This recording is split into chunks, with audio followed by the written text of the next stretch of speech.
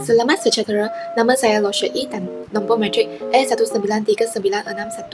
Hari ini saya akan membentangkan laporan projek akhir khusus pengangkutan bandar. Bagi cadangan pengangkutan, saya memilih lokasi di Bandar Putra Permai. Bagi pengenalan, Bandar Putra Permai merupakan kawasan berbandaran yang pesat membangun. Bandar Putra Permai juga berhampiran dengan lebuh raya utama seperti LDP, MES dan Legas. Ini membolehkan penduduk berhubung ke Putrajaya, Cyberjaya dan Kuala Lumpur dengan lebih mudah.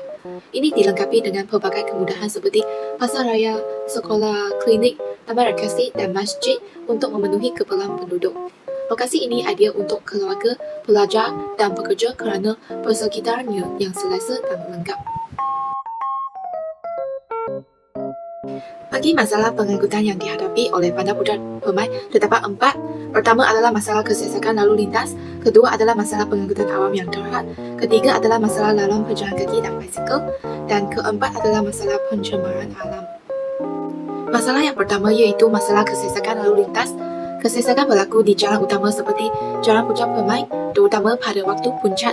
Ini disebabkan oleh jumlah kenderaan yang sangat tinggi. Kedua adalah masalah pengangkutan awam yang terhad. Perkhidmatan bas awam kurang efisien dengan jadual perjalanan yang tidak konsisten dan bilangan bas yang terhad. Masalah yang ketiga adalah masalah laluan perjalan kaki dan basikal. Bagi laluan perjalan kaki, di Bandar Putra Permai adalah sempit dan tidak bersambung sepenuhnya di beberapa kawasan. Ini menyukarkan pejalan kaki untuk bergerak dengan selamat dan selesa. Bagi masalah laluan basikal adalah tiada laluan basikal yang disediakan dan memaksa pengguna basikal berkongsi jalan dengan kenderaan bermotor. Dan seterusnya adalah kekurangan infrastruktur mesra basikal. Ini akan meningkatkan risiko keselamatan pengguna. Masalah yang keempat adalah masalah pencemaran alam.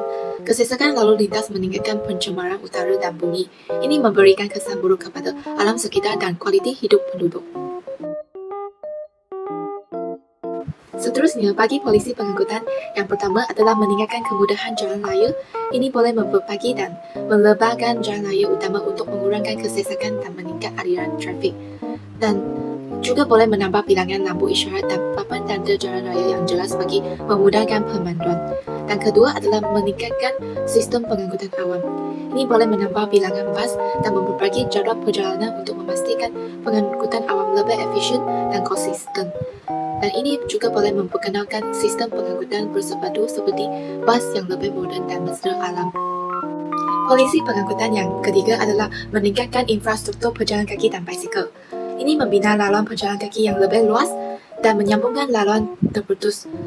Dan bukan itu saja, ini juga menyediakan laluan basikal yang selamat dan sesuai untuk kegunaan pengguna, terutama di kawasan komersial dan perumahan. Dan polisi pengangkutan yang keempat adalah mengurangkan pencemaran alam. Ini boleh menggalakkan pengguna kenderaan mesra alam seperti bas elektrik untuk mengurangkan pencemaran udara. Bukan itu saja, ini juga menggalakkan pembinaan kawasan hijau dan ruang terbuka untuk mengurangkan impak pencemaran. Saya akan memberikan cadangan jangka pendek selama 3 tahun. Terdapat 4 poin bagi cadangan jangka pendek selama 3 tahun. Pertama adalah pengurusan lalu lintas di kawasan perumahan. Kedua adalah meningkatkan perkhidmatan bas awam. Dan ketiga adalah meningkatkan kemudahan pengangkutan aktif. Dan keempat adalah penyediaan parking dan pengecas kereta elektrik. Bagi pengurus lalu lintas di kawasan perumahan, ini boleh menyediakan penerangan lalu lintas di kawasan perumahan dan persimpangan jalan yang sibuk serta meningkatkan pengawasan trafik untuk mengurangkan kesesakan dan juga boleh meningkatkan keselamatan. Kedua adalah meningkatkan perkhidmatan bas awam. Ini boleh menyediakan lebih banyak perkhidmatan bas dengan jadual perjalanan yang lebih konsisten dan tambang yang berpadutan untuk memudahkan penduduk menggunakan pengangkutan awam. Ketiga adalah meningkatkan kemudahan pengangkutan aktif. Ini membina laluan pejalan kaki yang lebih luas dan selamat serta memperkenalkan laluan basikal di kawasan utama bagi menyokong pengangkutan aktif yang lebih mesra pengguna. Keempat adalah penyediaan parking dan pengecas kereta elektrik. Ini mengenalkan kadar parking yang lebih tinggi di kawasan sesak dan menambah lebih banyak tempat parking serta stesen pengecas kenderaan elektrik iaitu charge EV untuk menyokong penggunaan kenderaan mesra alam. Terdapat 4 poin bagi cadangan jangka panjang selama 30 tahun. Pertama adalah menaikkan taraf jalan raya, kedua adalah meningkatkan stesen bas dan taksi, dan ketiga adalah penyediaan laluan basikal di semua kawasan, dan keempat adalah penggunaan lampu isyarat pintar.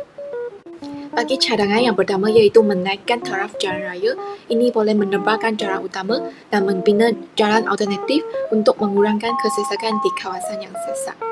Cadangan yang kedua adalah meningkatkan stesen bas dan taksi. Saya mencadang untuk membina lebih banyak stesen bas dan taksi yang selesa dan ini boleh memudahkan akses oleh penduduk.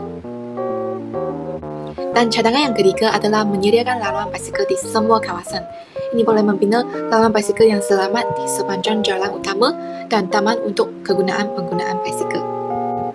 Cadangan yang keempat adalah penggunaan lampu isyarat pintar. Iaitu saya mencadangkan memasang lampu isyarat pintar yang lebih banyak yang dapat mengesan jalan kenderaan dan menyesuaikan masa lampu hijau untuk melancarkan aliran trafik. Ini adalah pembintangan saya. Sekian, terima kasih.